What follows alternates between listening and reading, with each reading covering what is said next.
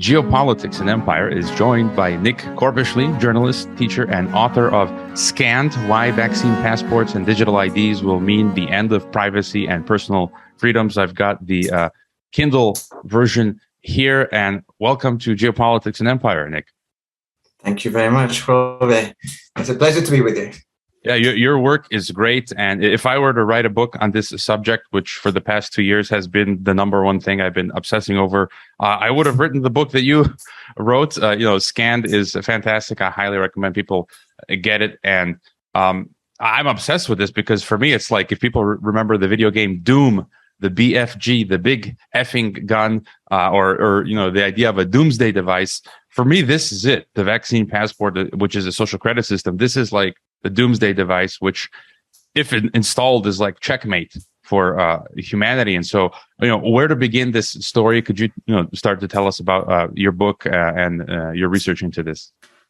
Okay, I started writing this book, ironically, just after catching COVID in September last year. I wrote it in about 3.5 months because we had an incredibly kind of like tight deadline. Because kind of like of the urgency of the moment, the publisher, Chelsea Green, essentially they wanted this book to go out because they felt that this was kind of like a vital mission almost. It was like a mission for them. And time was of the essence. And by the time I'd written the first draft, probably about 20% of what I'd written was no longer relevant because everything was changing so fast. Governments were piling on new restrictions, or they were changing, they were tweaking them. When I started writing the book, it was during the Delta wave, and by the time I finished it, Omicron was spreading all over the world. So it was a fascinating experience, my first book, and an exceptionally stressful experience, and I'm just about recovered from that. And yes, it was a work that I hadn't really expected to do. I started writing articles about the vaccine passports for the US blog I write for, Naked Capitalism, going back to February when the Green Pass was first launched in Israel, which was the first so-called liberal democracy to adopt a vaccine passport. And then I began kind of like seeing certain things about it that really disturbed me. Essentially, the kind of like this, like you said, is this kind of this digital, some people call it digital gulag. It's this ability to, it's the transferal of total power to government, essentially. And it creates within society this system of total obedience. If you want to have a normal life, if you want to function, if you want to be able to earn a living, if you want to be able to access government buildings, if you want to be able to access your bank account, in some cases, like, to go into the bank, then you need to be fully compliant with the orders of the day. And those orders can change. As we've seen governments, shift from, you need to have the 2 jabs and then you need to have 2 + 1. And they're constantly changing this. And what shocks me is how people, by and large, there are obviously many, many people who did say, look, I'm not playing this game. Myself included and yourself included. Definitely. But the majority, I live in Spain, and in Spain, just about 80% of the population, over 80% of the adult population were vaccinated up to 2 jabs. And people just played the game. People just went along with it. And that is one of the things I think I found most disturbing. And people weren't asking the question, now, I'm just going to do this. They've told me I'm going to be able to go back to normality and everything's going to be okay again. But they weren't thinking, well, hang on, this changes my relationship with power.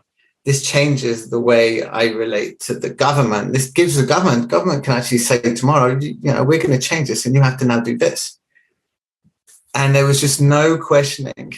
And I think that's one of the reasons why when I was given this book offer, this book deal, I was like, yeah, I just jumped at it. There was so much happening. A message from our sponsors. It seems we may be headed for the 1930s all over again. Financial collapse, tyranny, and world war. I've already secured multiple passports, offshore accounts, safe havens, and escaped to the sunnier shores of Mexico. My friend Mikkel Thorup of the Expat Money Show is hosting the Expat Money Summit with 30-plus experts that'll help you reclaim freedom in this fourth turning by moving your life and wealth offshore. Themes include securing your Plan B bug-out location, banking offshore, reducing your tax burden legally, storing precious metals, getting another passport, and more. Protect yourself and secure a new life abroad. Register now for free at expatmoneysummit.com or don't and enjoy surviving on insect protein while stuck in the metaverse. And don't forget to fund Geopolitics and Empire. You can leave a donation, except on Patreon or PayPal, which have banned us, book a consultation, or become a member. Yeah, this still is one of my biggest beefs, because the problems is the compliance of people, because it's one of the biggest problems, but also one of the biggest potential solutions is if enough people just don't comply, we win. And, I like to, I guess, to be diplomatic, I'm calling the pandemic a manufactured pandemic. I don't believe by definition it was a pandemic, but I don't think we even at this point anymore need to really talk or look into the nature of the pandemic, because what we're talking about is, I don't think any of this has to do with health.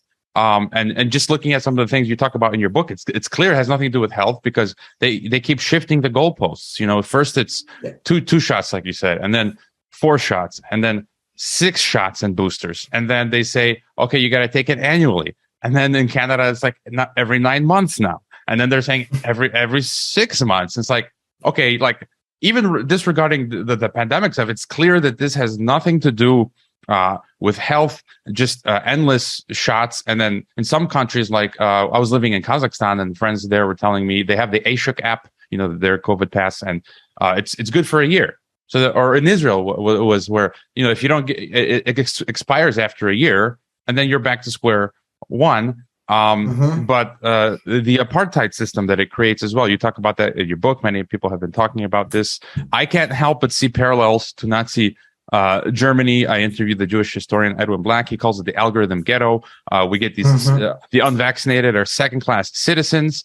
You talked about this in your book as well, where I did see a Spanish newspaper, but you referenced an American paper where they were calling the unvaccinated rats, just like Jews were called rats.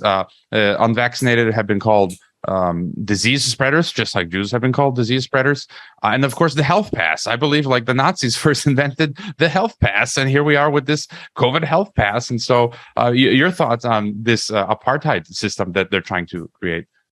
Yeah, I mean, it's the shadows of the past are clearly here in what we've been living through. The use of demagoguery, the use of just this dehumanization, and I think the enthusiasm with which certainly journalists in lots of kind of the professional management classes in each country were just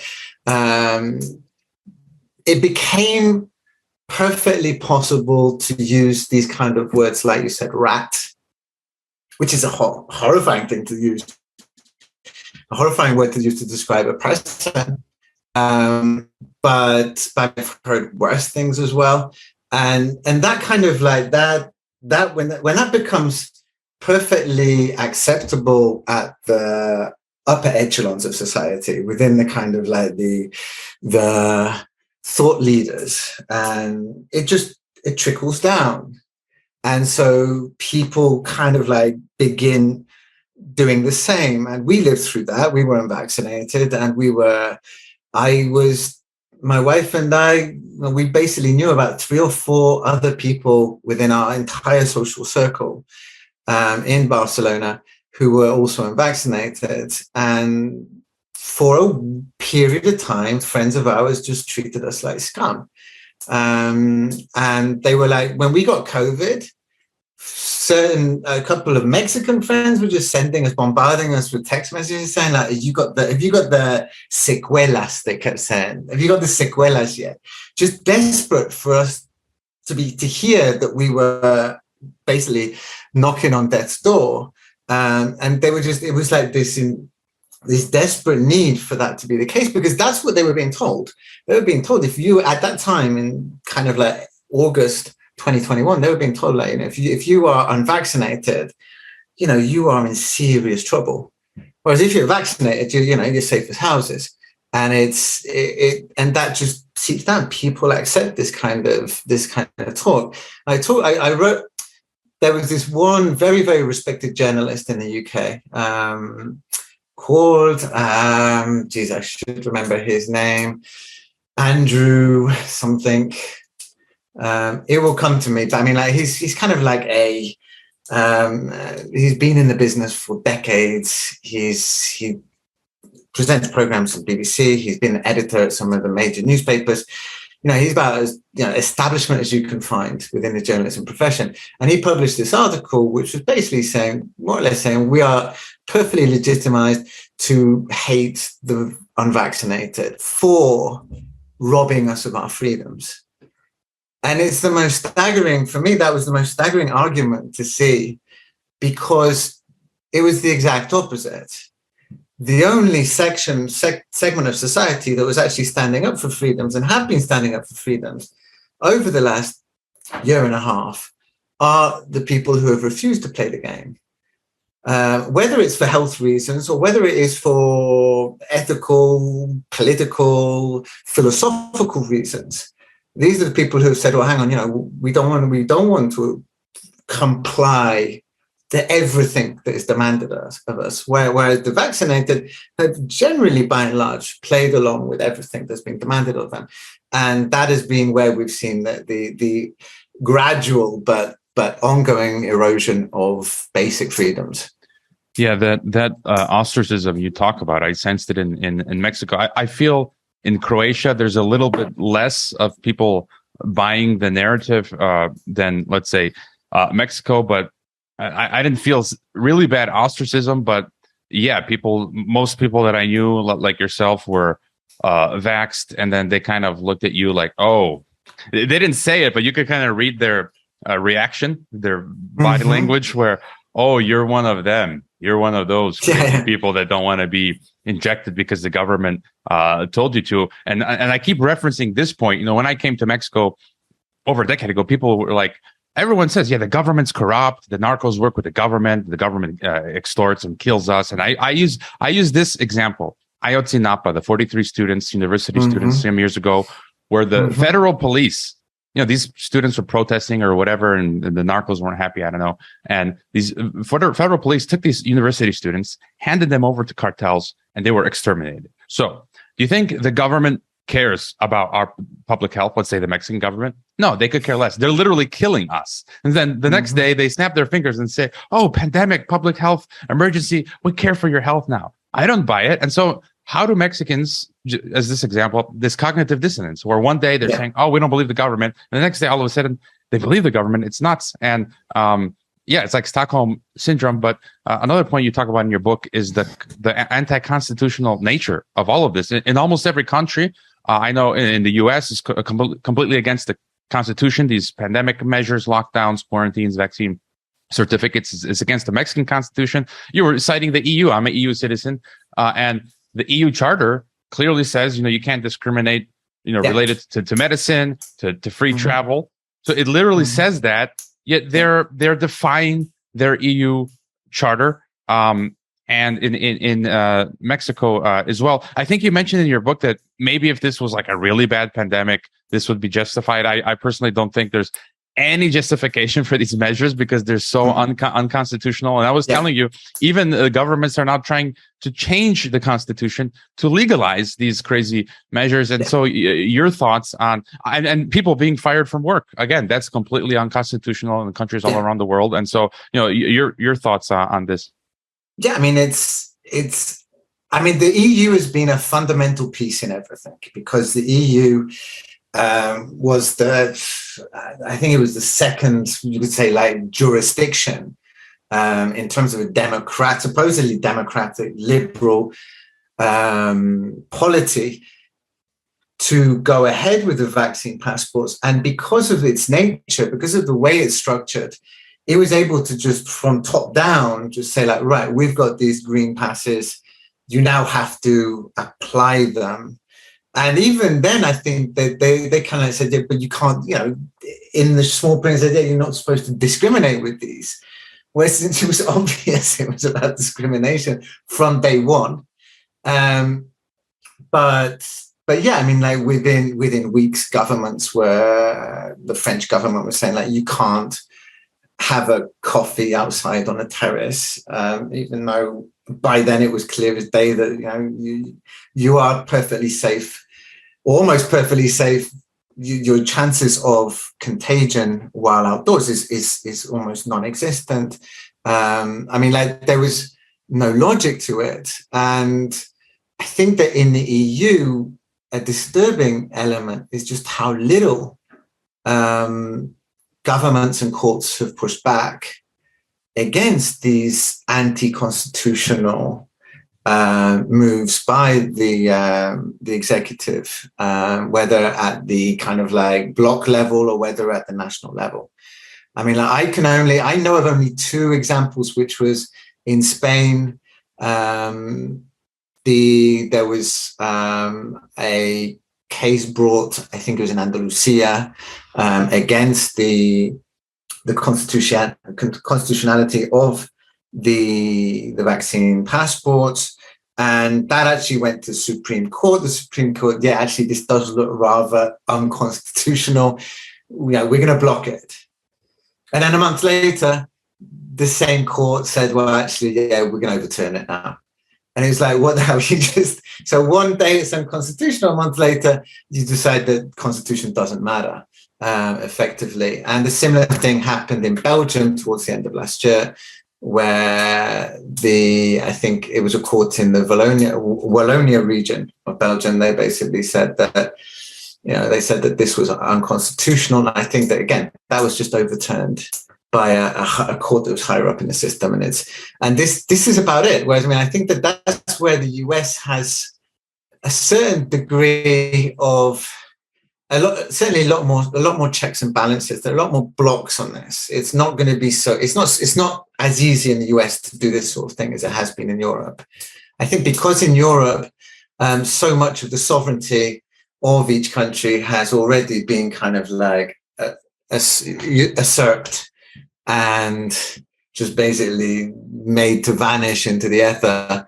I think that trying to block this at a national level is going to be very hard. I think that one thing that is interesting, you said that in Croatia, things seem to be, people don't seem to be playing the game so much. They don't seem to be complying so much. They don't seem to be buying the narrative so much. And I think that there's something that is happening generally in a lot of places in Eastern Europe. Certainly Romania and Bulgaria have much lower levels of vaccination. The first series of vaccination, I think Bulgaria didn't even reach 50%. So, I mean, like, it's really hard to make this happen, to make this work when you've got a majority of people who are already not complying with the most basic requirements. So, I mean, like, and I think that is the thing. The more, in Spain, if you're 85% of the populace, the adult population who are vaccinated, then, you're a very small minority and you're much more easy. Right? It's much easier to target you, to kind of like banish you to the fringes. So yes, it's very curious how each country is different within Europe. Yeah, and you just mentioned Eastern Europe and Croatia. I think these countries that were closer to historically to totalitarianism.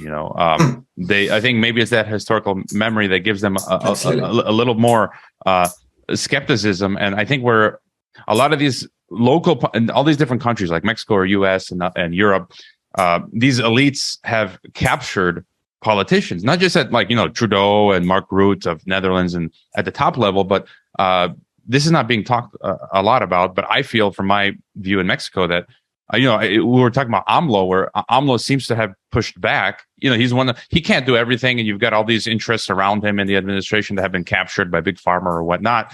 But I think they also go for governors, the state governors and mayors at the local level. Mm-hmm. And you can see in Mexico, it's been varied. Like in Mazatlan, the governor just declared obligatory vaccine passport, and then a lawyer helped 500 people get injunctions because it was clearly anti-constitutional.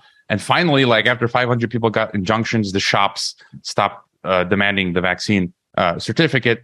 So I think it's like lawfare. And the governor, where I live in Jalisco, he wants to change the state constitution. So it's illegal to mandate the vaccine certificate. But he said he's thinking of stuff, to enter or exit the state, you'll need a vaccine certificate. That's an internal Soviet passport. And so he said, they're thinking about changing the state constitution to make what is illegal legal. So it's absolutely insane. And something you talk about in your book as well is how animal farm this all is, where the elites, the rich and the political elites, they don't have to do PCR tests, or they don't have to do vaccine passports or lockdown. Many cases we've seen. I remember a story in Australia. There was a super wealthy businessman who wanted to come to Australia, and they just said, they waved them off. You don't have to do lockdown or quarantine. You're okay, but for the rest of us plebs, if you want to talk about that for a moment. Well, I mean, absolutely.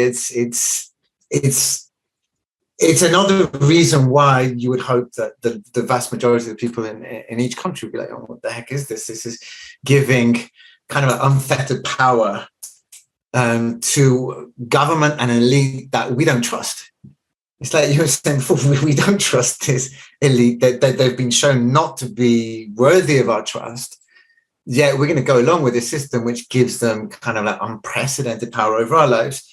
And yet they're able to kind of like live by a completely different set of rules, whether it is with the virus, whether it is with the vaccines. In Spain, we had the CEO of, I think it was the biggest pharmaceutical company in Spain, Pharma. He was discovered to have basically got a fraudulent vaccine passport for him and his family.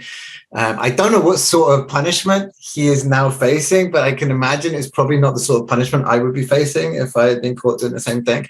But it's the same with climate change. You have these Davos events. You have every time they come in on their private jets in order to talk about how we need to raise taxes on commercial flights for the plebs. And even in the European Union, it's one of this, for me, it's just one of these moments where I read this article and I just couldn't believe it. It was an article from, I think it was July last year, but I think it's still pertinent. It was in one of the Irish newspapers, and it was basically saying that the European Union is going to put these kind of like incrementally rising duties on commercial fuels for commercial flights. So it's going to get more and more expensive to fly, which is what we're already seeing happen. But at the same time, those duties are not going to apply to the private jets. The business and corporate elite fly, and the political elite fly on a regular basis. And despite the fact that those private jets, flying by private jets, is many times more polluting than flying on an EasyJet or on a Ryanair flight. So I mean, it's this total hypocrisy. And I mean, I think we're living in a moment, before the pandemic, we were living in a moment where trust in the political elite and resentment towards the business and corporate elite was kind of like at its lowest point. Well, one was at its lowest point, the other one was at its highest point in decades. And yeah, the idea of giving these people this kind of like unprecedented amount of power, because it's a power that, in a sense, it dwarfs the power that totalitarian systems of the past have enjoyed, because it's a power that is almost kind of, it's so much more subtle and so much more discreet. You don't have to go around beating people, and you don't have to go around building necessarily huge prisons to house them. You just make them become invisible and unable to participate. And we saw that, we've seen that throughout the vaccine passport rollout. But I mean, like, we saw a really good example of this, that more or less kind of like what's the word? It kind of like, it was proof positive of what my book was arguing. And that's what happened in China a month ago in Henan province, where you had these bank depositors, these bank customers who suddenly find that they're no longer able to access their money. And they are essentially doing what you're not supposed to do in China ever, which is to protest in public against, even if it's against the bank, you're still protesting in public. That's not supposed to happen. So after a few weeks of that, the local authorities basically used the COVID pass to prevent these people from leaving their home or from reaching the city where they wanted to protest. And so this has nothing to do with health. It is a means of control, and a very, very scary means of control, because we can do, you can shout, you can say, look, I can't live anymore, and like your neighbors, well, I can. And it's kind of like that, first they came for the socialist, but I wasn't a socialist. And that is going to play out. We've already seen it play out. First they came for the unvaccinated, but I wasn't vaccinated, so I didn't have anything to worry about. And I think that is a very dangerous path to be on. Yeah, for me, this is really the heart of the matter. And I always reference this interview I did because for me, it was so powerful for me on a personal level. My interview with Jewish historian Edwin Black, who talks about, the nexus between the American eugenicists and the Nazis, the Rockefeller Ford Foundation and IBM and who made the Holocaust possible. And it's the same actors today. It's like IBM created the first paper computer to carry out the Holocaust. Who's working on the COVID pass? IBM. The Rockefellers were the old eugenicists advising Hitler. Who's writing the policy reports today for the pandemic government policies? Rockefeller. It's like, it's nuts. And it's in some ways, I mean, this is another thing, eugenicist, Nazi and Malthusian, but this social credit thing, what he said, Edwin Black, is what you were alluding to right now. They've inverted the prison system because they don't have the resources to build out these huge prisons. Mm-hmm. So it's like, he says, no one's going to knock on your door. It's not like the Soviet Union where no one's going to knock. No one's going to care. You're going to shout. No one's going to hear you. You can't buy food. So literally, you can just imagine the scenario. You're in your home and you're literally over a few weeks' time, you're just going to starve to death and die in your home because you can't buy food. Your neighbor won't want to help you because, they're going to start tracking the carbon and the resources and how much, food each person or family utilizes and energy. And they could probably detect if this person's buying more food than they need. And then, so if your neighbor tries to help you, he's going to get stuck in the algorithm ghetto, right? Exactly. I mean, that is definitely something that I think that's already happening in certain of the pilot schemes for the Chinese social credit system. Yeah, you don't associate with somebody who already has a black mark against it. This is, I mean, I don't know how or when this will kind of like morph into the kind of social credit system. But I mean, like, you've had people at Davos, this year at Davos who were talking about, how they could bring that into the climate change agenda, and they've got the means. The thing is, the technology exists. The vaccine passports kind of like, they opened the door. They were a foot in the door to the digital identity system, which is obviously tied into a social credit system, which is also tied into kind of like the central bank digital currencies that are coming at us at a rate of knots. And yeah, that is the perfect control grid. You can't access your money if you don't do what you're supposed to do. You can't travel if you don't do what you're supposed to do, if you don't comply in every way. And it is really worrying to see, I would argue, the apathy and the complacency with which the vast, I would say 70, 80% of the population are still kind of like living under. And you say to people, I mean, what I've noticed over the last few months is that people, maybe if we were saying these things to certain people our age a few months ago, they go, yeah, that sounds like conspiracy theory. And now some of them are going to say, yeah, I knew this all along, but what can you do? You can't do anything about it. You just got to live with it. And it's kind of like, just live for the moment, etc., etc. And it's like, God, what would our grandparents and great-grandparents have said, who had fought for many of the rights we kind of enjoy today, whether it's in the workers' movement, or whether in unions, or whatever, the political struggles, the feminists who fought for women's rights in early 20th century. And it's just like, we're just like the generation where, yeah, whatever, just give me a beer. What? I've got to do this, and this, just give me a beer. And it's like that willingness to give up everything for nothing is staggering. And yeah, that is one of the things that has most disturbed me. I don't even know, how do you, again, that's like the key. We can't do anything alone. We need this mass of people to do something, to move, but they're not moving. And it's like, I mean, I don't see any other solution. Like, there's no Superman that's going to come. There's we don't have any magical technology that can fight back. It's that mass of people. It's like, what do we do then? I mean, in your view, how do we react?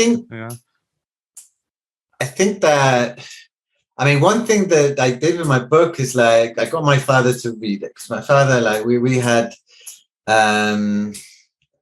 disagreements on the rollout of the vaccines. He was convinced. He was watching BBC on a regular basis and watching these incredibly well-produced documentaries about how cutting edge and how brilliant these vaccines were. And I was just reading. I was reading stuff like, proper papers, and I was reading well-informed people who were warning about the risks the vaccines pose. So we had quite a lot of disagreements. So when I published the book, my father was keen to read it, and he did so, and he was surprisingly, he enjoyed it. He thought it was very interesting, and he gave a copy to 5 or 6 of his friends.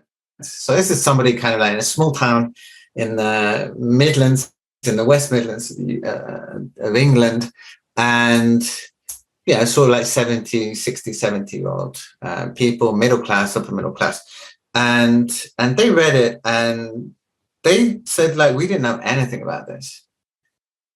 We didn't know anything about this. And 2 of them kind of like bought other copies and sent them to friends in Europe, friends in Germany, so that they could read it. And they were like saying, well, we just don't get this information. And the interesting thing, so I think that one of the challenges we have, I think that where we're most likely to get pushback is from people, I would say, over roughly our age and above. And ironically, particularly people who are kind of like in their 60s and over, because they're kind of like the people who can be most left out of a total digital utopia stroke dystopia. They're already feeling that through kind of like the increasing encroachments on the use of cash. And we're already seeing, like, in Spain, we actually had kind of like a pensioners revolution recently against cashless, against the banks, closure of branches and things like that. So, this is kind of like a demographic that were put through a load of fear during the first year and a half of the virus. And now they're kind of like in this scenario where they don't really know what's happening, but if they can get informed, then I think that they would be thinking, what the hell is this kind of world they're trying to build? The problem we have is that the people who normally are kind of like the spearhead or in the front lines of any revolution are kind of like the 20 to 40 somethings. And I would say certainly the Generation Z, the millennials, largely by nature, they are completely on board with the digitization of just about everything. I'm sure there are loads of exceptions. I'm sure there are loads of people who are in their 20s and 30s who are going like, this doesn't seem right, and are beginning to push back against it. But by and large, they're the people who have kind of like been brought up in a completely digital world. So for them, the idea of just downloading another app, because that's what it is, it's just another app, and just like, basically showing that app and just, swiping it across a reader, they've been doing that already. So, I mean, it's just, I think that is one of our biggest problems. So like the youth, the young people, by and large, I mean, my wife and I were against the vaccine passport last year, and the average age was about 52, 55, something like that. I could not find anyone under the age of 35. The irony is this was on a Saturday afternoon in the center of Barcelona. So where you did see the young people as they came out of the shops, and they took out their mobile and started filming us. So I think that said quite a lot about the state of affairs. Yeah, when I was teaching late 2020, 2021, virtually from Mexico to Kazakhstan, and I was asking these students that, between instruction, like, do you really think it's okay? Because at that time in Kazakhstan, you couldn't go into a cafe, a coffee shop to buy coffee without scanning the code that showed your green status. And like, do you think that's okay? And they're like, yeah, I would just ask. I couldn't find one student that said this was not okay. They're like, oh yeah, I don't care, it's fine. You just download the app, and I don't see anything wrong with that. It's like, and they're coming out of the former Soviet Union. This is Kazakhstan, and I mean, even today, I met a Ukrainian. I met Gorbachev. I shook hands with him 5 years ago when I took a trip to Moscow, and I'm like, I'm just trying to because we talk about Russia, and I'm like, oh, by the way, I shook hands with the last president of the Soviet Union, and I met a Ukrainian the other day, 20 years old. Like, who she's like, who's that guy? And I talked to some of these even Kazakh students, like, who's that guy? I'm like, seriously, like you don't know your own history. That's part of the problem. They don't know the history, where we've been and where we're going. And so you talked about, maybe what we need to do to resist, but I also often think about preparing, bracing for impact, because I feel, we could be going into this train is running and it may not be stopping anytime soon. And I always bring up, like, it's not that I'm complaining or I even care. I was taken off of Patreon a year ago, and a few months ago banned from PayPal. People are getting their bank accounts frozen in Canada and UK now. Graham Phillips, the British citizen reporting in Ukraine, just got his bank account frozen. And so this is beginning to happen. I personally don't care. Like, I'll go sell tacos in Mexico on the beach, or here in Croatia, I'll just become a shepherd. I love eating lamb, so I'll just become a shepherd in rural Croatia. Really, I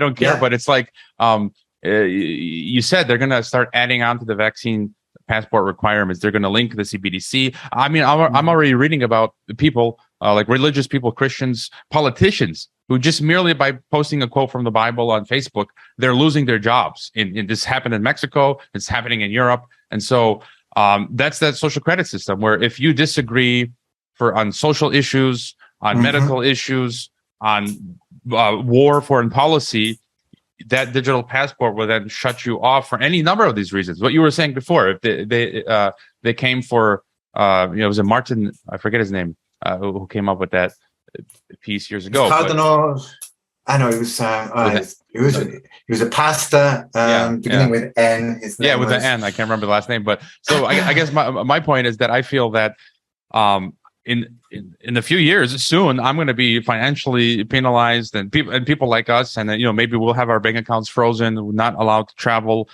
get government services, and so a lot of people are thinking about Plan Bs. A lot of people are fleeing to places like Mexico, or even here in the Balkans, which is like the Mexico of the United States of Europe, and so and basically going rural, getting like a farm where you at least have water and food, and you can survive, and even if you're shut out, you can still sort of survive, as well as forming communities. Any thoughts on sort of bracing for impact? It's a good question. I mean, I think that it's a question that kind of like is occupying my mind more and more on a daily basis. It's like, what can you do? I mean, I live in Spain's second largest city, and my wife and I have a plan. I mean, because we're expats living abroad, we have a Plan B location. We have two Plan B locations. We could, if we wanted to, we could go to the UK tomorrow. I'm not sure if that's a good option. I really don't feel much in the way of positive vibes coming from The UK haven't done for quite a long time, and the other option is Mexico. And Mexico is, I think Mexico is a place where one advantage of Mexico is it's quite anarchic, it's quite chaotic. And if you're not living in one of the major cities, I think even if you are living in one of the major cities, you could slip through the gaps very easily. And I would argue that even in Europe, I mean, it's better to be in a place like Spain or Italy than it is to be in a place like Germany or Austria. We've already seen that. History has kind of shown that. I mean, Franco's Spain was not a nice place. It really wasn't a nice place, especially in the first 20 years. But compared to Hitler's Germany,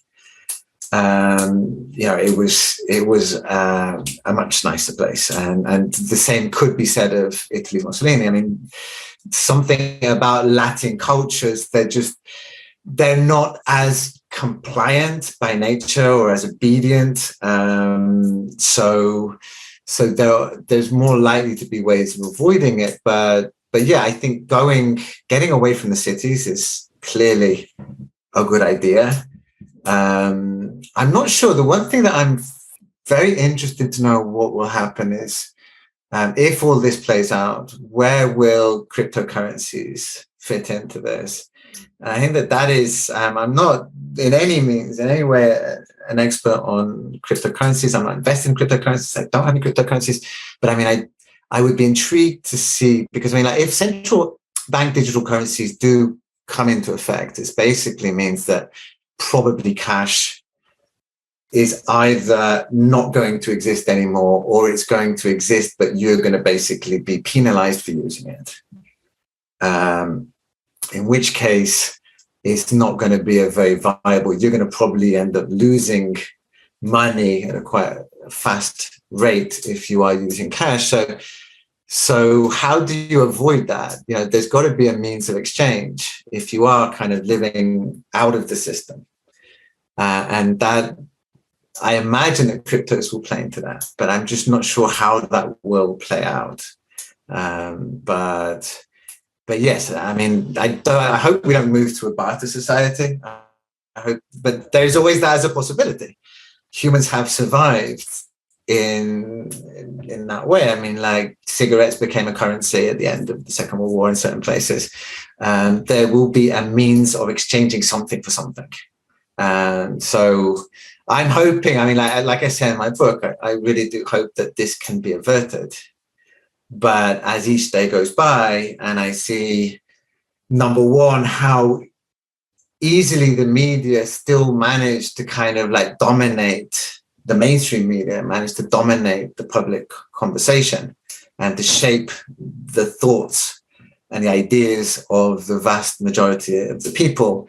And as I watch the governments that are supposed to represent us continue to do incredibly dark things that are clearly against us, then yeah, my hope gradually diminishes. And it's kind of like, I mean, like right now, I wrote an article yesterday which was about how the US government is basically planning to share the biometric data of most American citizens, as far as I'm aware, like I think 270 million American citizens. And much of this data has been accumulated in a, if not an illegal fashion, then an exceptionally unethical fashion.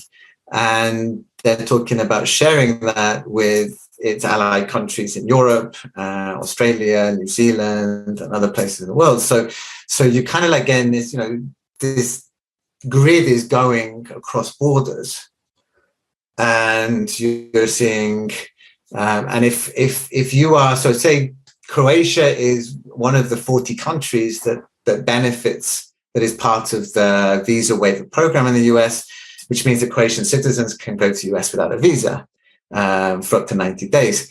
If Croatia wants that to continue in the future, it will have to basically provide the US government, US and US agencies with the biometric data of Croatian people. So I mean, it's like, yeah, this is this is the future happening today.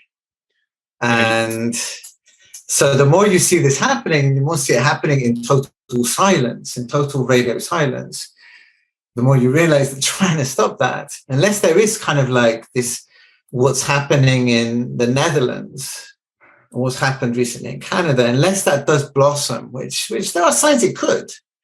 I think the closer they get to achieving their goals, the more delicate their position becomes, because more people within societies are going to feel the sharp edge of these rules and the new systems taking place. So it's going to get harder. I mean, I think the one thing that gives me a little bit of hope is the fact that far fewer people are up to date on their vaccine series or whatever. You have, I think in the US, something like 20-30%, only 20 or 30% of the over 60s have taken the fourth booster, or the second booster, the fourth injection, basically. And I've got a feeling in the US that they overreached with this new rule to force, well, not to force, but to authorize the vaccine for 6 months, children of 6 months to 5 years. That was a red line, I think. And once you actually get people beginning to disobey and saying, okay, well, I'm not going to comply with that. And this is parents of young children saying, I'm not going to comply with that. These people that mostly probably have taken the vaccines for themselves. But they said, I'm not going to comply with that. And if they realize, oh, shit, there's no actual consequence of not complying with that, then you might actually begin to see a slight change in behavior at a collective basis, a collective level. That is one of my hopes.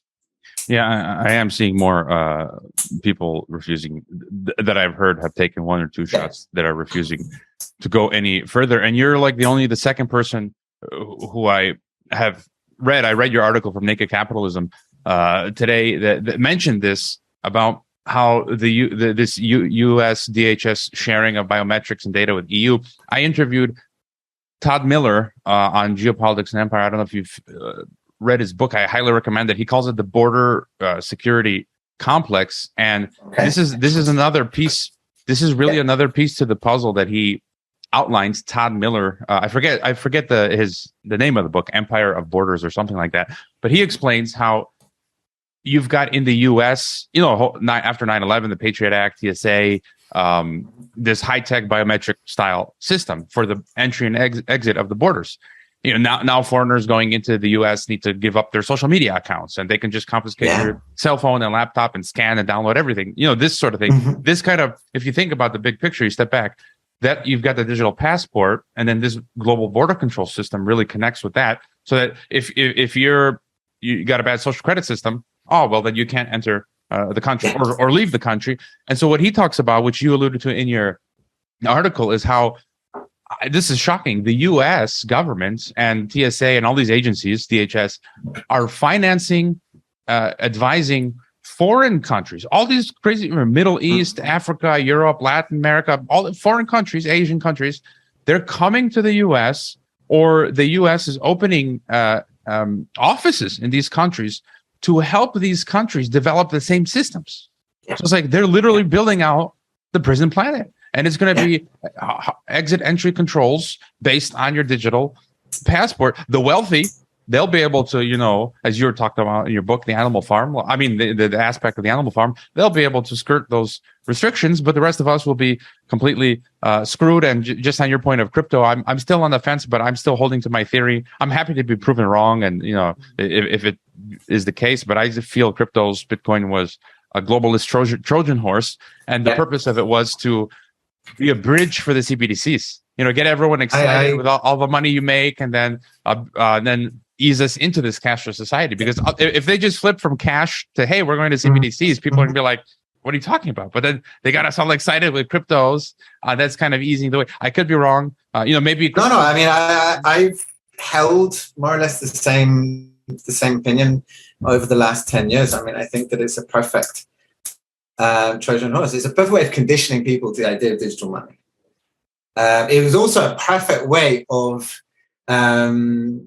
diverting funds away from what is real money, which is gold, at a time going back to 2010, 2011, when the central banks began kind of quantitative easing and all this sort of thing. And people are going, where am I going to put my money, as inflation is probably going to come at some point in the future? So instead of having gold, you had kind of like or silver, you had this competing thing. I mean, it was always bizarre, the fact that the creator has never been known. That smelled a bit fishy to me from day one. But it worked. I mean, like people are, certainly I would say people under the age of 35, 40 are kind of like, many of them are acquainted with this world, are invested in this world. And they've also been able to do this incredible kind of, it's the perfect testing ground. How does it work? What are the things we should avoid? So, I mean, it's interesting that we are now at the same moment that central bank digital currencies are suddenly beginning to kind of like become a reality. And at the moment, I think there's 3 countries where they're actually a reality. And you've got China, where they're kind of like, it's being launched in pilot schemes around 20 odd countries, 20 odd cities. But I mean, like that is happening. That's only in the last, I think, about 9 months that's began. And we've seen a massive collapse in the crypto sphere. So it's a curious coincidence at the very least. But yeah, I mean, it is a very, the whole thing about kind of like outsourcing this world, the digital prison, as you say. I mean, I've been looking at it from a European perspective in recent articles that I've done. I mean, like the European Commission is financing loads of these rollouts of digital identity programs for countries that provide a lot of migrants, or send a lot of migrants, or from where migrants come to the EU. And these are not the nicest of governments. So, I mean, you're effectively giving governments with pretty egregious human rights records much greater powers to surveil and to control their populations. It's extremely dark. And again, going back, who is financing this? I mean, like you've got the French government is financing many of these digital identity programs in Africa. So I mean, the British government, so the 2 former colonial powers, the main colonial powers of Africa in the kind of like 19th, 20th centuries, are now kind of like they are helping to build this new form of kind of neo-colonial control. And these African countries, they're just desperate for money, especially after COVID-19. And they have virtually zero independence. Their only other alternative, their only other option is China and Russia, which is where we're beginning to see this kind of this race among these 2 powers to kind of like to control resources on the continent. And the same thing, I think, is happening in Latin America to a certain extent. So, I mean, China and Russia are definitely coming into Latin America in a massive way. And the US, unfortunately, I mean, it's horrible to watch, but the US is just responding to this with like, okay, we just need to go back to our old ways and start getting the military out there. I mean, it's not happened yet, but they're beginning to use a harder and harder approach against kind of like Chinese incursions into its backyard, so-called. Yeah, I mean, I just read Cuba is now accepting Russian Mir cards, which is like the Russian MasterCard Visa.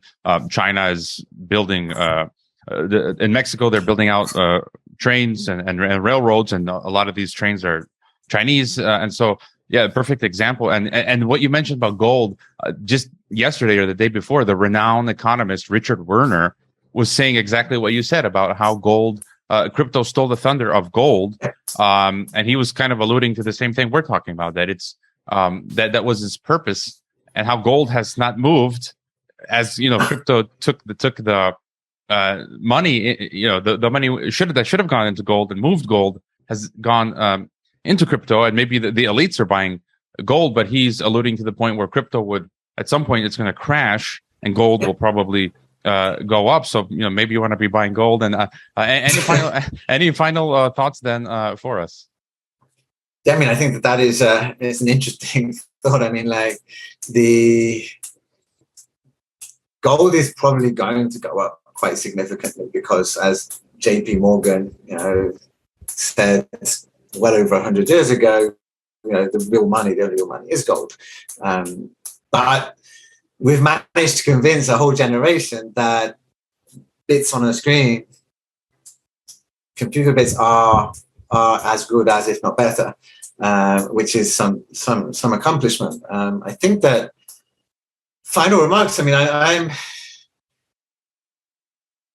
I'm intrigued to know where the best place, because you're kind of like an expat. You've lived outside your country, and so you are American of birth, Croatian and descent, who's lived in Mexico for how long were you in Mexico?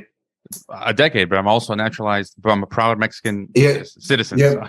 You're a proud naturalized Mexican citizen, and I've been living in Barcelona for 20 years, and my wife is Mexican, and it is the idea, like, where do you go? Because I think a lot of people, I speak to people who have never lived abroad,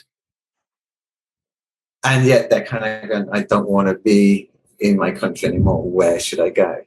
And it is a question, where would you recommend? I mean, like you're in Croatia, so you've got the advantage that you've got family, you've got friends, you've got kind of like a bedrock there, and you've got, you said to me that you're close to the rural area where you can live out a very primitive, simple life without algorithms and the like.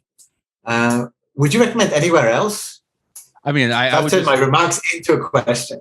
No, I would just recommend the principles of. You just mentioned some of them. Like people have asked me of just picking up and like moving to Russia or somewhere, and it's like I think you need to have some community or network. Like I'm lucky in the sense just how my life has been, where I can move between United States or Mexico or Croatia, where I've got places to live or people that I know and speak the language. But I personally wouldn't feel comfortable in this moment now going to a country completely foreign to me where I don't know anyone. So I think, and all the people that I talk to would say community, like having somebody, the size, I guess for now doesn't matter, but having some sort of network or community wherever you go, but also going to a place that's less developed, like Latin America, right? Mexico. People are looking at Uruguay, Paraguay, Mexico's a good option as well. So places that are, let's say, more backward or developing, where it's harder in the near term to implement these systems. Countries that are poorer, that don't have the resources, at least for now, to implement these systems. But as you mentioned in your book, they'll get the resources from the World Bank and IMF. Here, take this money, build these systems. All right. So in one sense, that's not going to be a big deal because Davos is going to provide them with the funds to do that. But and places that are more rural, Croatia in general is pretty much rural. I mean, it's not very 4 million people. I mean, that's the size of a city in many countries. So just going, as you said before, get out of big cities, go to rural areas. If you know the language, it's better if you can learn it quickly, where you know somebody, where you can also work. I don't know. I don't know what else to say. I think that I agree completely. I mean, I think that I think it's important to know somebody, at least somebody, if you're going to go to the other side of the world and set up a new life in the midst of the kind of turmoil that we are now living through at a global level. I mean, I think that it's probably better to stay where you are if you've got friends, family, and the bedrock, because community, I think, is number one. It comes before everything else. If you've got people that you can count upon, then I think that is number one. But I agree completely. I mean, Mexico, my experience in Mexico is that you have every one of the worlds, the first world, the second world, and the third world, in one place. And you go to Mexico City, you will see wealth you will not see in Europe. And you will see poverty that you will not see in Europe as well. You will see every little possible aspect. And I cannot see how they're going to be able to set up with the same kind of efficiency and the same kind of like, what's the word, prevalence, that there's just going to be so many chinks, I think, in the armor there.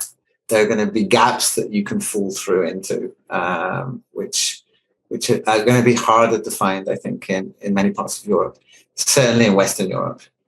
But yeah, I would say that those are the best options. Yeah. But in the meantime, we've got to get the word out, and we've got to get people. I think we've got to get people like aware of this before, because I still think that there is still a possibility. I've not fallen kind of like headfirst into total fatalism yet. I think I'm like halfway there. Yeah, that's a good point. I mean, that's why I'm doing what I'm doing. Just fighting still. But as soon as, it seems like the light is fading and things are getting dark, I'm out of here on some Croatian island or rural part of Mexico. And I like how you said you can find everything in Mexico. I mean, I used to have students. I was driving an old 2001 Honda CRV when I was in Mexico, and the students called it the Mama Mobile. And I had, students who driving Lamborghinis, and one student graduated, and the parent bought her a military Humvee, not like the commercial Humvees, but like a real Hummer. And it's like, look at what they're driving, and I'm, look at me. And so, yeah, I mean, you've got this insane wealth in Mexico, as well as the poverty. And yeah, again, I recommend. I don't know if people can see it on my Kindle. Yeah, you can see the cover. Scan why vaccine passports and digital IDs will mean the end of privacy and personal freedom. I highly recommend to get the book, physical or digital. And where's the best place to find you on the internet? You can find me on Twitter, Nick Corbishley, my handle, and you can find me on my blog, which is nickcorbishley.com. All right, fantastic conversation. Keep up the great work, and thank you for being on Geopolitics Empire. Thank you for having me, Robert. It's been a pleasure. I hope you enjoyed this Geopolitics and Empire podcast. The website is geopoliticsandempire.com, and I encourage you to sign up for the free email list that goes out with each podcast and every weekend with a collection of news headlines. The newsletter and website are our last lines of defense. We're being censored and deplatformed. It's nearly impossible to find Geopolitics and Empire on the Google search engine. We've been blacklisted. YouTube frequently takes down our videos with strikes. Facebook restricts our page. Reddit and Twitter take down posts.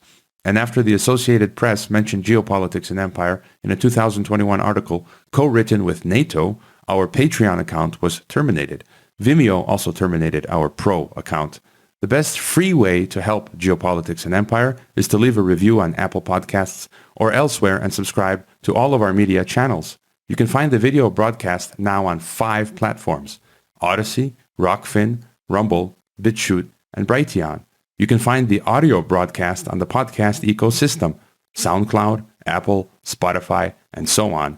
My current favorite social media channels are Twitter and Telegram, but you can also find us on Gab, MeWe, Minds, Float, VK, Instagram, Facebook, and LinkedIn.